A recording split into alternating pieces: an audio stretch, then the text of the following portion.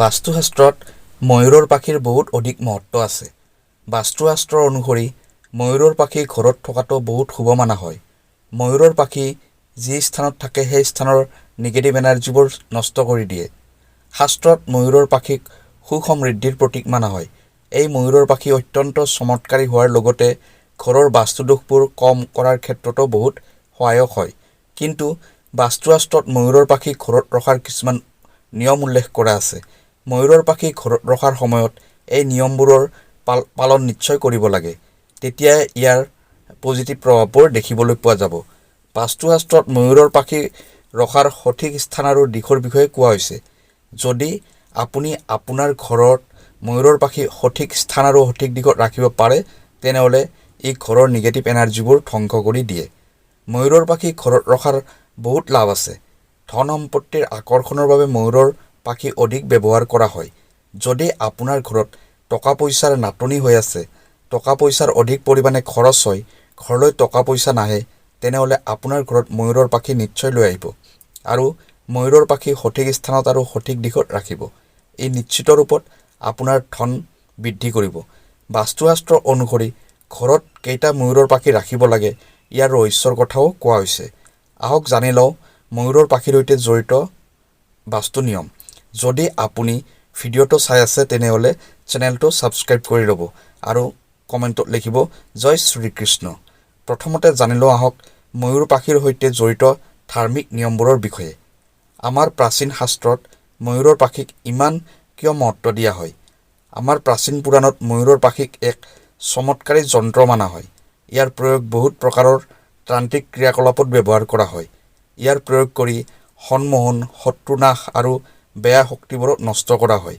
ইয়াৰ উপৰিও জ্যোতিষশাস্ত্ৰতো ইয়াৰ প্ৰয়োগ কৰা হয়। জ্যোতিষশাস্ত্ৰত ময়ূৰৰ পাখিৰ সৈতে জড়িত উপায়ৰ কথাও কোৱা হৈছে।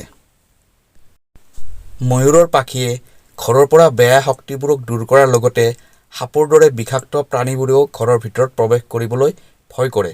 সেয়েহে জংঘলত বসবাস কৰা লোকসকলে ময়ূৰৰ পাখি ঘৰত ৰাখিছিল। ময়ূৰৰ লগত জড়িত পুৰাণত বহুত কাহিনী লিখা হৈছে। পক্ষীশাস্ত্ৰত ময়ূৰৰ লগত জড়িত এটা কাহিনীৰ বৰ্ণনা কৰা আছে।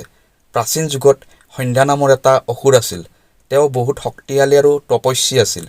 গুৰু শুক্ৰাচাৰ্যৰ পৰা বিদ্যা প্ৰাপ্তি কৰি সন্ধ্যা নামৰ অসুৰজনে দেৱতাসকলক নিজৰ শত্ৰুক জ্ঞান কৰিছিল। তেওঁ ব্ৰহ্মদেৱ আৰু ভগৱান শিৱৰ পৰা বৰদান প্ৰাপ্তি কৰিছে আৰু বহুত শক্তিশালী হৈ গৈছিল। তাৰপিছত তেওঁ স্বৰ্গত আক্ৰমণ কৰিছিল আৰু বহুত দেৱতাক বন্দী কৰিছিল। কিন্তু সেই অসুৰজনক পৰাজিত কৰাৰ বাবে দেৱতাসকলে এটা পৰিকল্পনা কৰিছিল আৰু তাৰ বাবে তেওঁলোকে ময়ূৰৰ সহায় ল'লে।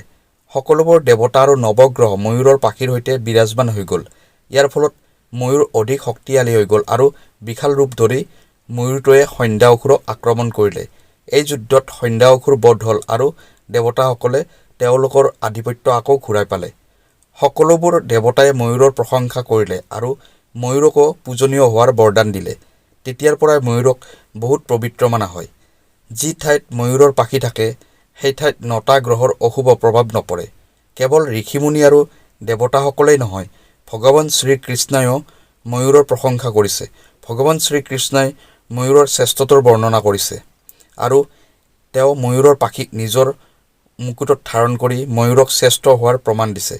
ময়ূৰৰ পাখি অবিহনে ভগৱান শ্ৰীকৃষ্ণ ক'তো নাযায়। শ্ৰীকৃষ্ণই কৈছে, ময়ূৰ প্ৰেম আৰু শান্তিৰ প্ৰতীক। ময়ূৰ সুখ সমৃদ্ধিৰ প্ৰতীক হয়। ময়ূৰৰ পাখিয়ে মানুহক সকলোবোৰ নিগেটিভ এনাৰ্জিৰ পৰা ৰক্ষা কৰে। ময়ূৰক বিবিধ দেৱ দেৱতাৰ প্ৰতীক ৰূপে পুৰাণত বৰ্ণনা কৰা আছে। মা লক্ষ্মী, ভগৱান শ্ৰী গণেশ, ভগৱান কাৰ্তিক এনেকুৱা অনেক দেৱী দেৱতাৰ সম্বন্ধ ময়ূৰৰ সৈতে কৰা হৈছে। মা লক্ষ্মী ধন সম্পত্তি ঐশ্বৰ্য প্ৰদানকাৰী দেৱী হয়। মা লক্ষ্মীৰ ময়ূৰৰ পাখি অত্যন্ত প্ৰিয় হয়। মা লক্ষ্মীৰ ওচৰত ময়ূৰৰ পাখি ৰাখিলে মা লক্ষ্মী অত্যন্ত সুখী হয়। যদি আপুনি ঘৰত বাঁহীৰ সৈতে ময়ূৰৰ পাখি ৰাখে, তেনেহ'লে ইয়াৰ ফলত ঘৰত সুখ শান্তিৰ বাতাৱৰণ নিৰ্মাণ হয়।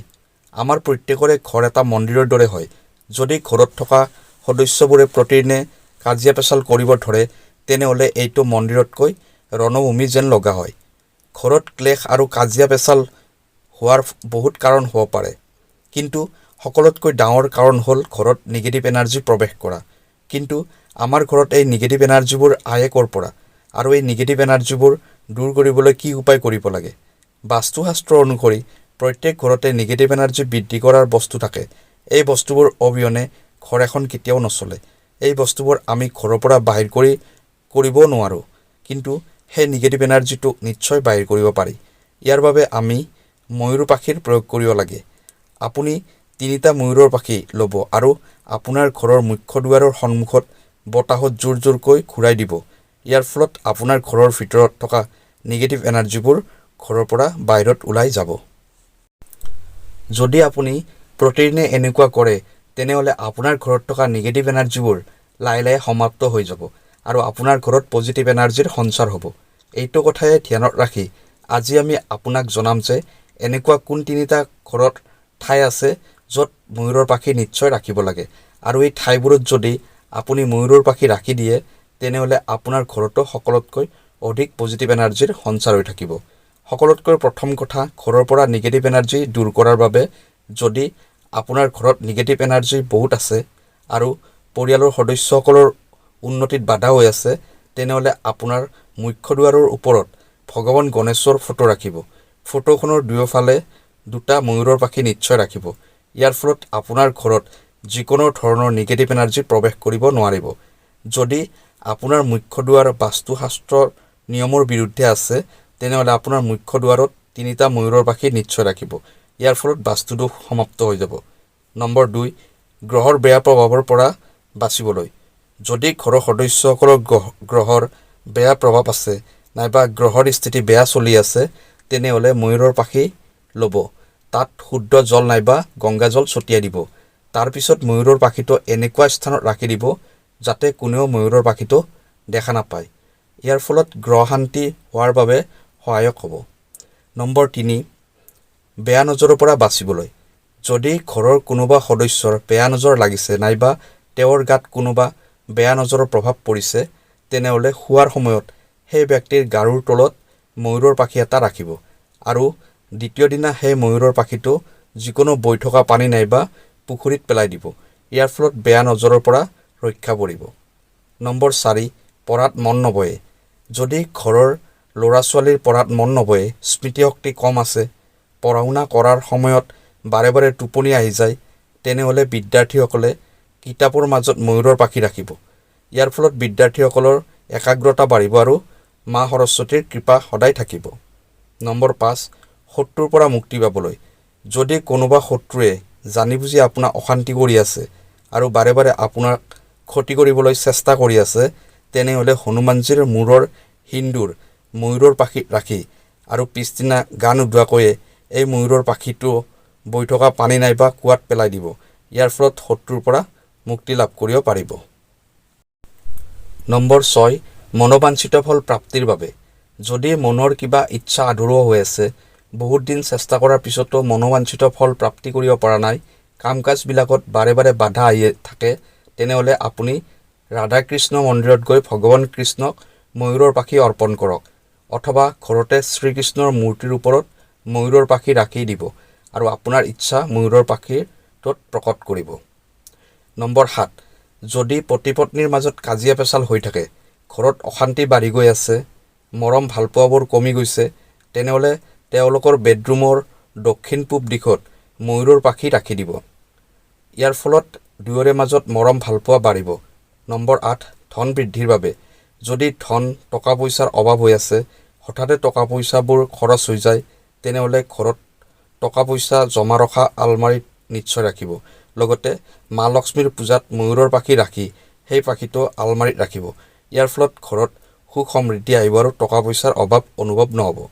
যদি ধনৰ সমস্যা হৈ আছে, তেনেহ'লে ঘৰৰ দক্ষিণ পূব কোণত আপোনাৰ কান্ধৰ সমান ওখত 2টা ময়ূৰৰ পাখি ৰাখিব। এইটো আপুনি শুক্লাপক্ষত কৰিব।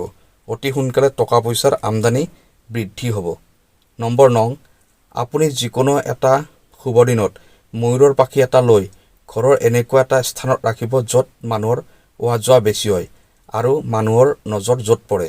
আচলতে ময়ূৰৰ পাখিয়ে নিগেটিভ এনাৰ্জিবোৰ এবজৰ্ব কৰি লয়। এইখিনি আছিল ময়ূৰৰ পাখিৰ সৈতে জড়িত ভিডিঅ'টো কেনেকুৱা লাগিলে কমেণ্ট কৰি নিশ্চয় জনাব। আমি আহিম আকৌ অন্য এটা ভিডিঅ'ত। তেতিয়ালৈ নমস্কাৰ।